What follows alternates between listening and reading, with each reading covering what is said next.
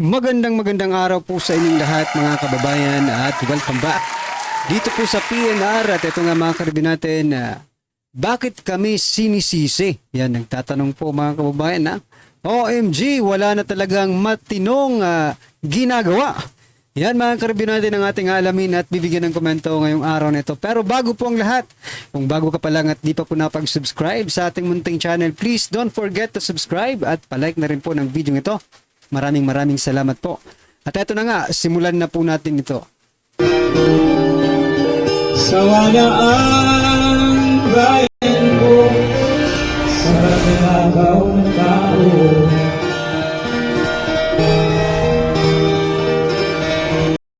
So yan mga kababayan, bago po natin i-play ang video ito, nako, eto mga karibin natin, President Bongbong Marcos Jr. Mayroon po siyang pahayag wherein ang pagkaka-analyze dito sa sinasabi niya. Kasi mga kababayan, hindi niya ito sasabihin kung hindi siya nagdududa, no? Sa kanila mismo, sa kanilang grupo, no? Kung mga eto na lang, basahin ko muna sa inyo ha. Sabi po dito mga kababayan sa News 5, 3 hours ago. Hindi lang ito mga keyboard warriors o trolls, no? Ibinida ni President Bongbong Marcos Jr. ang nakita niyang pagsuporta sa anyay mga totoong tao sa mga rally ng Alyansa para sa Bagong Pilipinas. You know, you don't have to say like this, no, mga kababayan, na totoong tao yung mga nandun sa mga rally ninyo. Not unless, no, kung nagdududa ka sa loyalty ng mga yan, di ba? Kasi maybe, okay, ito, basahin ko muna sa inyo mga kababayan yung kanyang buong statement ha. Sabi niya po mga karibin natin, ang isa sa mga ikinatutuwa, no, ulitin ko po, nabubulol na naman tayo. Ha? Excited po tayo magbigay ng reaction dito kasi parang may mali, no? So itong sabi ni President Bongbong Marcos Jr. mga kababayan, noong March 1 kahapon po ito. Ang isa sa mga ikinatutuwa ko, no, sa mga rally na pinupuntahan namin ay nakikita ko mismo yung mga sumusuporta sa atin sa alyansa. Sila ay tunay na mga tao. Yan. Nung akalam sa kanila mga hayop yung iba, no? Tunay na Pinoy, hindi lang ito mga keyboard warriors o trolls, mga totoong tao po sila. Sino po ba ang nagsabi ng mga trolls? Hindi ba alam ni President Bongbong Marcos Jr. that the word trolls, no, is being used only in social media, no? Sa internet lang po nag-i-exist ang mga trolls. Pero sa totoong buhay, talagang mga totoo po yan. Kaya hindi ko po maintindihan, mga kababayan, why did he use, no, the word trolls? Actual namang nasa reality naman po siya. Diba? Yan nga pong sinasabi ko, not unless, if, no, they are doubtful dito po sa mga pumupunta doon. Diba? Alam mo, President Bongbong Marcos Jr., marami po akong nakita. Sinasabi ng iba, edited daw yung mga sumisigaw na Duterte sa mga rally, no, ng Alyansa ng Bagong Pilipinas. So maging ganun pa man, mga kababayan, no, doubtful po sila na maybe, no, pumupunta lang po doon ang mga tao because I don't know, hindi ko alam baka totoo yung sinasabi ng ating mga kababayan that may mga ayuda. Kaya pumupunta ang ating mga kababayan, no, doon po sa kanilang rally, no? Ano sa palagay niyo mga karibin natin, no? May ano na naman hindi ko talaga maintindihan bakit nailabas yung word na trolls, no? Na samantalang ginagamit lang sa social media. Kapag nandiyan ka sa totoong buhay, hindi po trolls ang tawag diyan, no? Mga supporters po. Totoo yan eh. Yung mga trolls kasi taga ibang lahi, tapos nagko-comment doon sa mga page ninyo, di ba? Like for example na lang doon sa asawa mo, sa first lady, di ba? Nako, mga Thailander, hindi ko nga mabasa yung mga pangalan na nagko-comment doon sa mga post nila eh. And that what is we call trolls. no? President Bongbong Marcos Jr.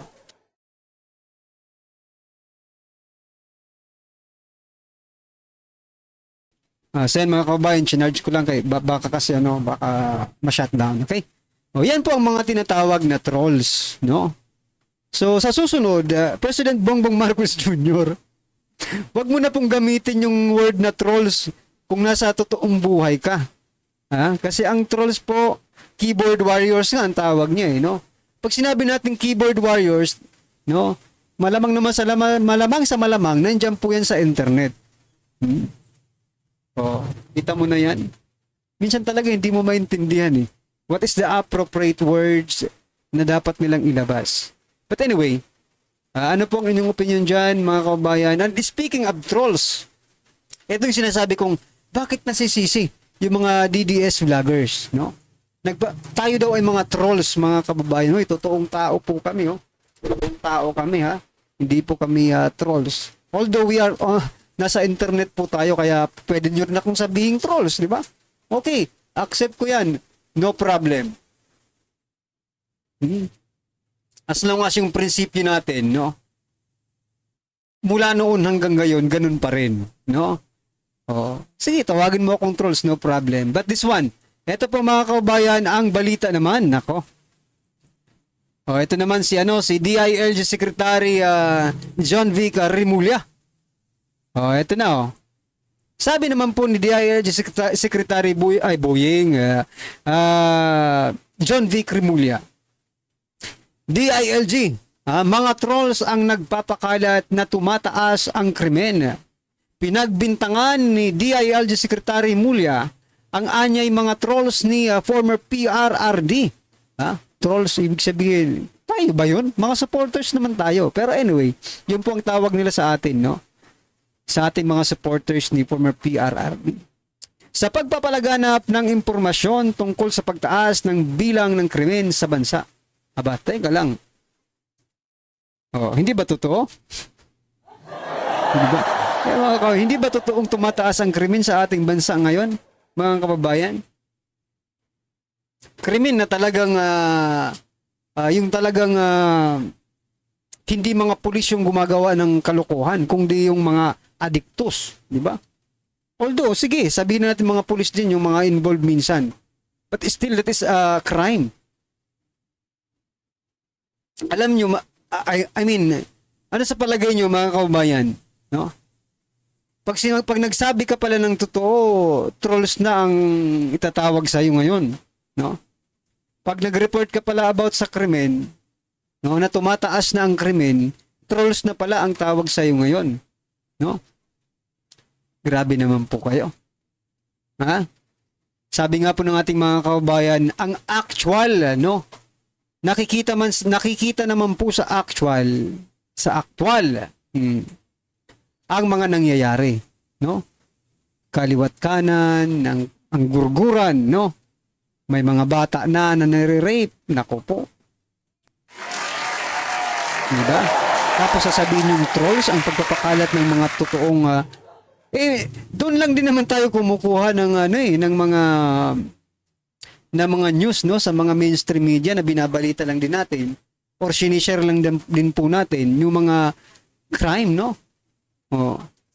Like for example, yung minsan na i-share ko yata dito, no? Yung pang-hold up doon sa isang karinderya, no? Yung paggurgur, no, doon sa bata, na-rape talaga. Tapos sasabihin yung hindi tumataas ang kriminalidad sa bansa. Marami pong nawawalang kabataan na nire-report. Hindi rin ba yan krimen? Diba? Well, anyway, mga karibin natin, what I'm trying to point out here, mga kababayan, kapag pala ikaw ay magsalita patungkol sa krimen, no, sa ating bansa, you will be so-called trolls. Ano pa talaga ang trolls? No? Nabasa ko po kasi kanina, ang trolls po sa social media, no? Ay ito po yung mga nagpapakalat, no, ng mga something that is against, no, doon sa isang individuals. So, well, anyway, Kung yung po ang tawag nila sa mga DDS vloggers, wala tayong magagawa. Pero ang hindi ko lang matanggap, mga kababayan, no, ay isinisisi, no, pinagbibintangan ni SOG, ni DILG Secretary Remulla, yung mga DDS vloggers na nagpapalaganap ng impormasyon sa pagtaas ng kriminalidad sa bansa natin. Well, anyway, magtanong-tanong nga po tayo. Kayo na lang po na nanonood dito po sa ating munting channel. Do you think tumaas or mas lumala ang krimen dito sa ating bansa sa panahon po ng administrasyon ni President Bongbong Marcos Jr.? Kayo lang po ang sumagot. No? Kasi tayo namang lahat ang nakaka-experience, di ba? Actual, no? Actual nating nai-experience yung mga pagtaas talaga ng kriminalidad, no? Yung iba nga hindi na nire-report, yung iba kasi they are just only relying, no, sa mga report ng tao. No, yung iba hindi na nga nagre-report siguro kasi nahihiya na. Di ba? Well, anyway, mga kababayan, ano po ang inyong opinion dyan? I-comment nyo na lang po. At ito pa, pasensya na po kayo mga kababayan, pero kailangan po natin i-share ang isa pang ito. Kasi itong si Chua, no? Sabi ni Chua, nasa biyahe, hindi interesado. Chua urges senators to prioritize Sara Duterte impeachment trial. Ano ba talaga ito? Si Chua. Actually, isa po siya sa magiging prosecutor, no, ng Kamara for the impeachment trial. That's why he is very atat na atat, no, to get started, mga kababayan. Pero teka lang, Chua. Di ba mayroon pag kayo po ang diyan sa Kamara, no? Pag sila po ang pinagsasabihan ng ganito ng Senado, sinasabi nila, "Oh, teka lang. Meron pong separation of power tayo, ha. Huwag niyo kaming pakialaman, hindi namin kayo pakikialaman diyan sa Senado." Okay?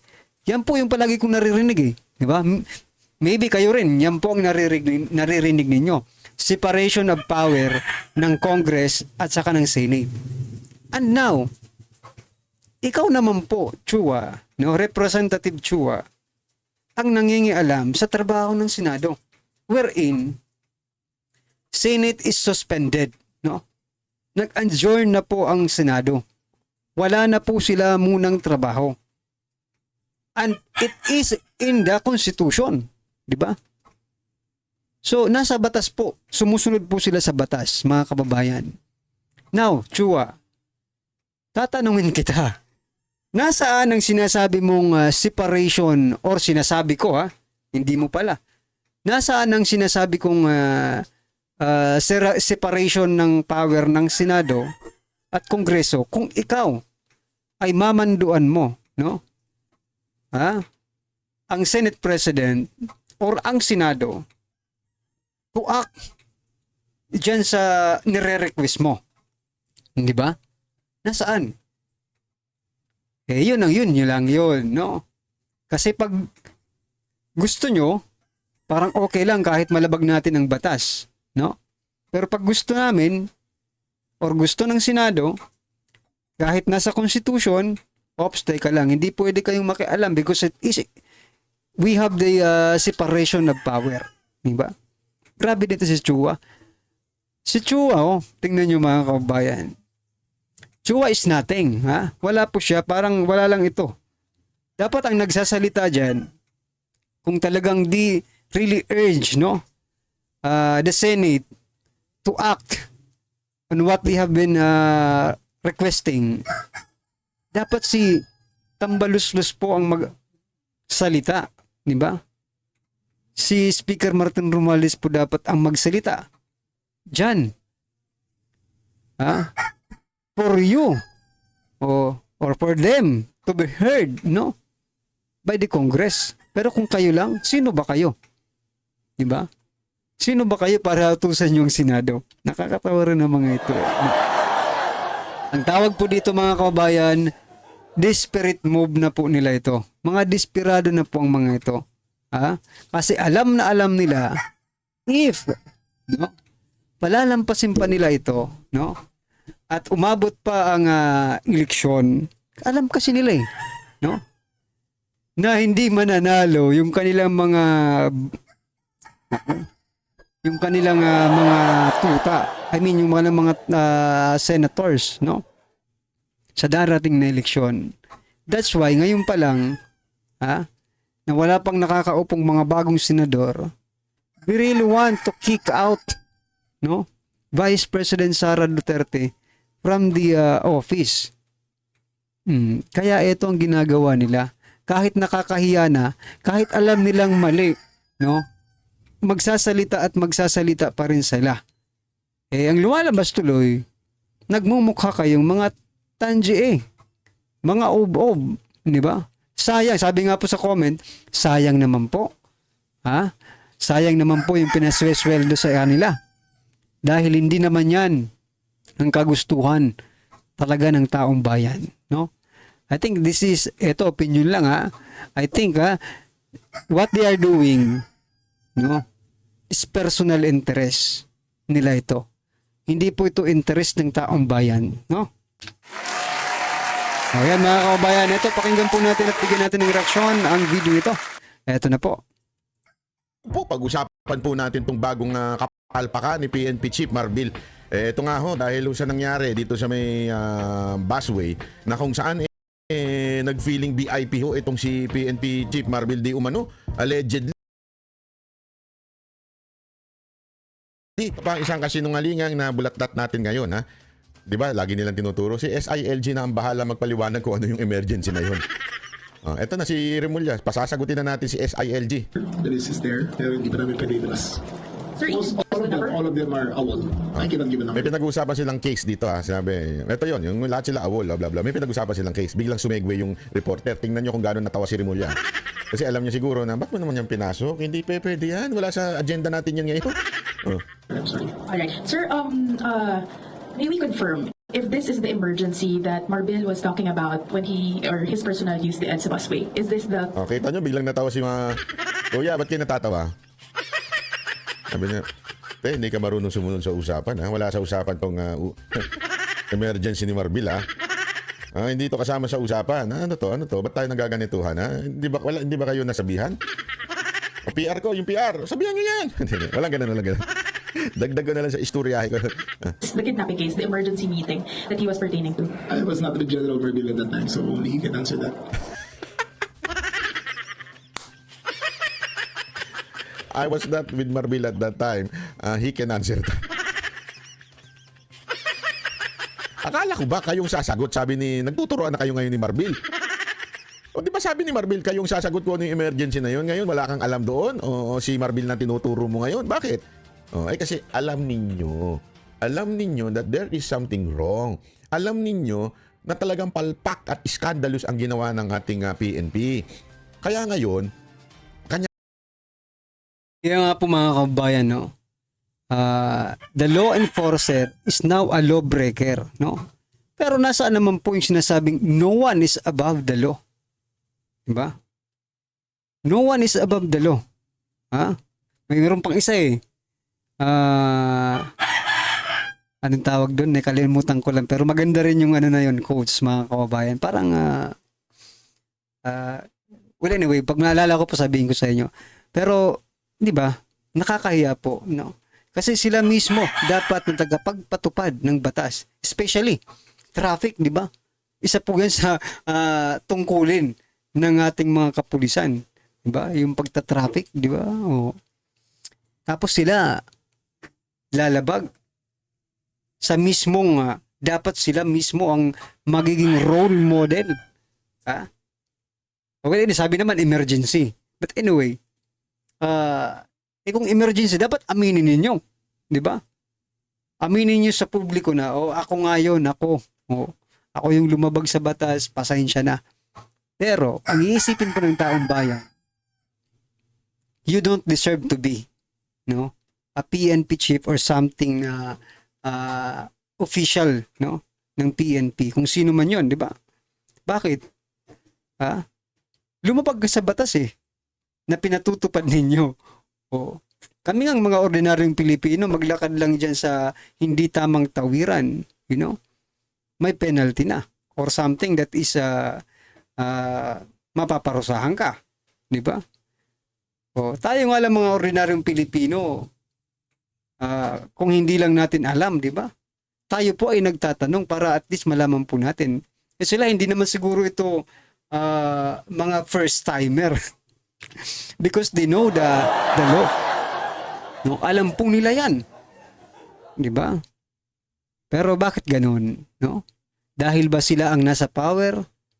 Kaya okay lang na lumabag paminsan-minsan sa batas? No one is above the law. No? Walang sino man.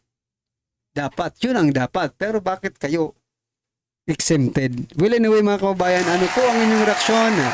Opinion patungkol po sa video ito ay comment lang po sa baba para at least alam po ng ating mga kababayan ang inyong opinion. Maraming salamat po. Yan mga karibin natin. Please don't forget to like yan the video. Yan, maraming salamat po. Sawa na ang bayan ko sa magnanakaw ng tao.